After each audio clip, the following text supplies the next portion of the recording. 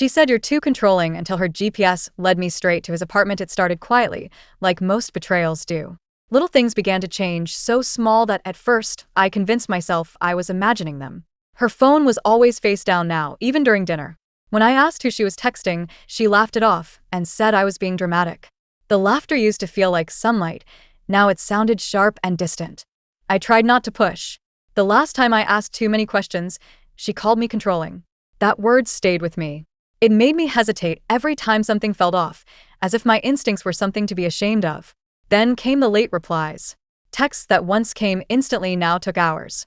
She blamed work, the traffic, bad signal, anything that sounded remotely plausible. I wanted to trust her. I really did. But the rhythm of our connection had changed. I could feel it. Every good night sounded rehearsed. Every I love you landed softer than before, like an echo instead of a promise. One Friday evening, she told me she was going out for a girls' night with her best friend Mia. I smiled and said have fun. She took a photo later that night, just her legs crossed, a couch behind her, a glass of wine on the table. No faces, no background details. Something about it did not add up. Mia's apartment had gray walls, and that couch looked brown. It was a small detail, but my mind caught it and would not let go. I stared at the picture for several minutes. My heart started beating faster, though I did not yet know why. I opened my messages again, reread everything she had said that day. Nothing seemed out of place. Still, I could not shake the unease creeping in. I told myself not to check her location. That would make me the controlling one again. I even locked my phone, tossed it on the table, and walked to the kitchen to make coffee. But halfway through, I picked it back up. We had set up a location sharing app months ago, back when things were easy. We used it mostly for convenience, finding each other after work, sending ETA messages. I had forgotten it still existed until that night. I opened it, expecting to see her near Mia's address. The map loaded slowly, my thumb trembling slightly as I zoomed in. When the blue dot finally appeared, my stomach dropped. She was not anywhere near Mia's neighborhood. She was across town, near a complex I did not recognize. I zoomed in further. The app showed her stationary at one location for over an hour. The address was not a restaurant, not a friend's house, not a place she had ever mentioned. It was an apartment building. I stared at that pulsing, the digital proof that something was deeply wrong. I zoomed out, then back in, as if the map might change and correct itself. It did not. She was exactly where she should not be. My first instinct was to call her. But then I stopped myself. What would I even say?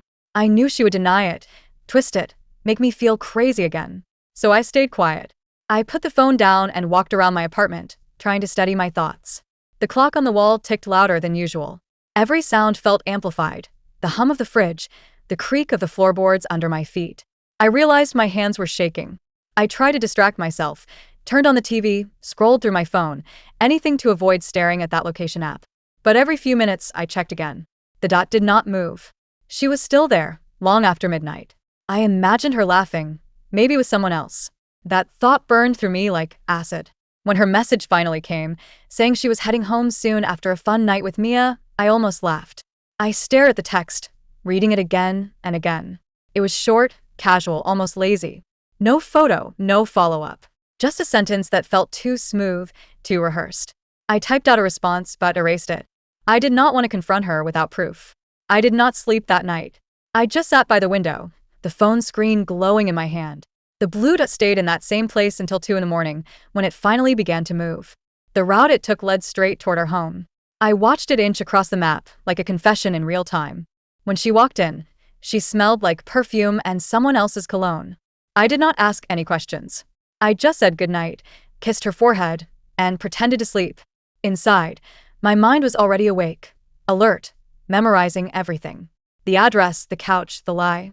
That night, I stopped being the man who trusted without proof. I was not angry yet, just awake. Something inside me had shifted forever. I sat on the couch for almost an hour, staring at the blinking dot on my phone. It stayed perfectly still, pulsing softly like a heartbeat that was not mine. Every second that passed felt heavier, louder. I could hear my own pulse echoing in my ears. I tried to tell myself to stop. I tried to convince myself that driving there would make me the crazy one. But curiosity and pain have their own logic.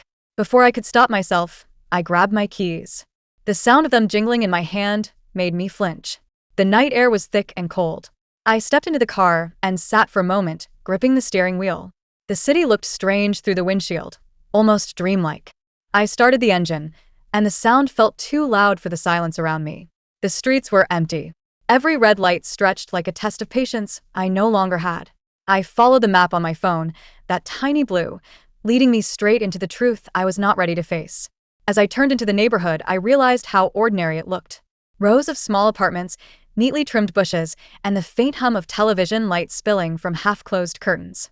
I parked 2 blocks away, far enough not to be seen, but close enough to watch.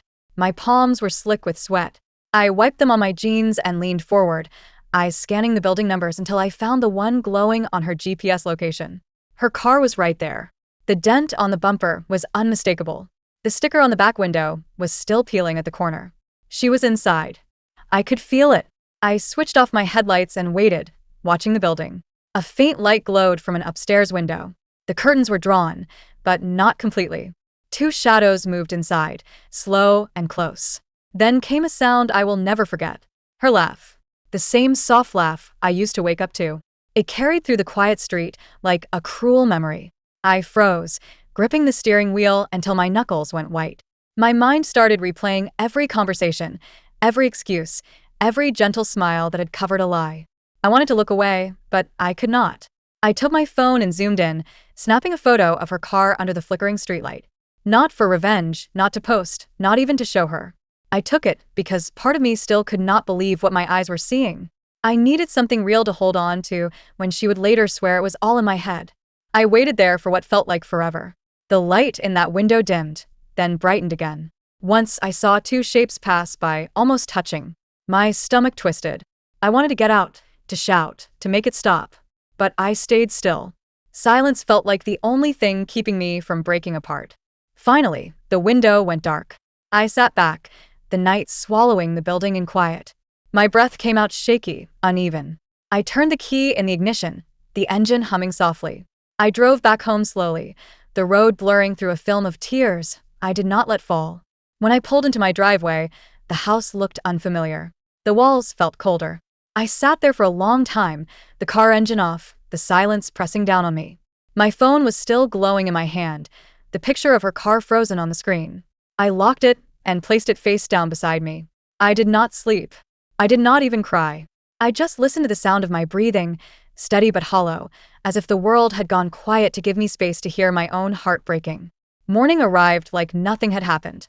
The sun poured through the curtains, warm and harmless, as if mocking the weight in my chest. My phone buzzed on the table. Her name flashed across the screen. I hesitated for a moment before answering. Her voice was light and cheerful, filled with that same false normalcy she used when she wanted to smooth over cracks. She asked if I had slept well. I said I had. My tone was calm, too calm, the kind of calm that comes after certainty. I told her to come home early that night, that I would cook.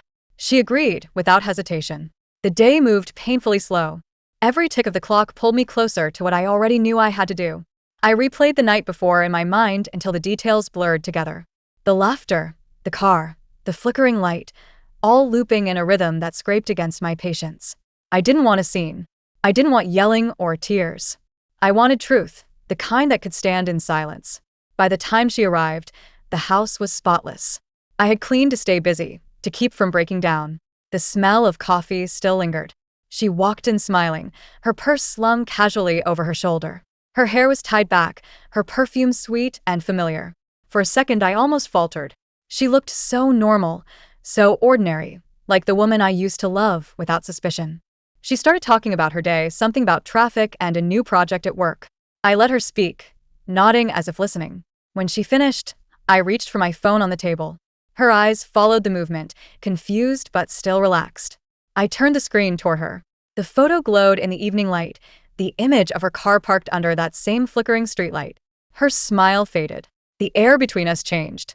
Her lips parted slightly, her breath catching. She took a step back, eyes darting from the screen to my face. Her voice came out small, almost trembling. She asked if I had followed her. I shook my head slowly. No, I said, you left the GPS on. For a moment, she looked like a stranger. Her face drained of color, her eyes wide with realization. She tried to speak, but words stumbled out of her mouth, broken and unconvincing. She said he was just a friend, that they had been talking about something important, that I was always assuming the worst. Each excuse sounded weaker than the last. I stayed silent. I did not raise my voice. I did not accuse. I let her words hang in the air until they fell apart under their own weight. Silence filled the room, heavy and suffocating. She began to cry then, soft at first, then harder when she saw I wasn't reacting. I picked up her car keys from the counter and placed them in her hand. My voice was quiet when I spoke. "You wanted freedom," I said. "Take it." She stared at me, tears still rolling down her cheeks. Her lips trembled as if she wanted to say something more, something that might undo the damage. But she didn't. She turned slowly, her shoulders shaking, and walked toward the door. The sound of her footsteps faded down the hall until the door closed behind her. The silence that followed was strange. It wasn't peaceful. It was hollow, echoing through the walls like the aftermath of a storm. I sat down on the couch, the same spot where I had checked that blued the night before. The phone was still in my hand, the screen black now. I thought I would feel angry, but I didn't. What I felt was finality. There was nothing left to argue about. The truth had already spoken louder than either of us could. That night, I realized that sometimes control isn't about holding on. It's about knowing when to let someone walk out without chasing after them. Months passed, and the noise inside my head began to fade. The memories that once burned slowly turned into quiet scenes I could finally look at without shaking. I stopped asking questions that had no answers. I stopped checking messages that would never come. I stopped looking for closure in the ruins of something that had already ended the moment I opened that location app. Healing did not come all at once. It arrived in small, unremarkable moments, like morning coffee that stayed warm or a walk that did not feel heavy. I learned to live differently. My routines changed. I worked longer hours, joined a gym, started reading again. Every small thing that used to remind me of her became a symbol of something I could overcome. I deleted her number one morning, not out of anger, but out of relief. For the first time in months, my phone felt light in my hands. I slept better, breathed deeper, and stopped carrying guilt that was never mine. People at work said I looked calmer. I smiled and said nothing because calm had come at a cost they would never understand. One afternoon, I sat alone in a cafe I had discovered by accident. It was small, with soft music and sunlight spilling across the floor. I liked the stillness there. It was the kind of place where thoughts did not hurt. I was halfway through my coffee when my phone buzzed. The number was unfamiliar. I opened the message and froze. "I miss how safe I felt with you." Just 7 words. No greeting, no apology. I stared at them for a long time. It was her. I could almost hear her voice behind those words, careful, gentle, trying to open a door that no longer existed. I did not feel anger. What I felt was distance, wide and quiet, like an ocean between 2 islands that would never meet again. I did not reply. Instead, I scrolled through my photos and found one I had taken earlier that morning. It was simple, just sunlight on a wooden table, a cup of coffee beside a book, and my reflection faintly visible in the glass. I uploaded it to my page. The caption read, "Peace is better than proof." I pressed post and set the phone down. Minutes later, the notification appeared. Seen. Then another. Blocked. I sat there smiling, not because I had won, but because I had finally stopped needing to. For the first time since everything happened, silence felt like peace instead of punishment. I realized that her message had not reopened a wound. It had shown me it had already healed. That night, I walked home under a quiet sky. The streets glowed with soft light, and for once, I was not thinking about the past. I thought about how strange it was that the same person who once called me controlling had taught me what real control meant. Not control over another person, but over myself. Over my reactions, my choices, my peace. I understood then that freedom is not walking away from someone who hurt you. It is walking toward yourself without looking back. She had wanted freedom from me, and I had given it to her. What I did not expect was that her absence would give me mine. Her silence became my closure, her distance my calm. In the end, she taught me the lesson I could never learn while loving her. That real strength is not about holding on. It is about knowing when to finally let go.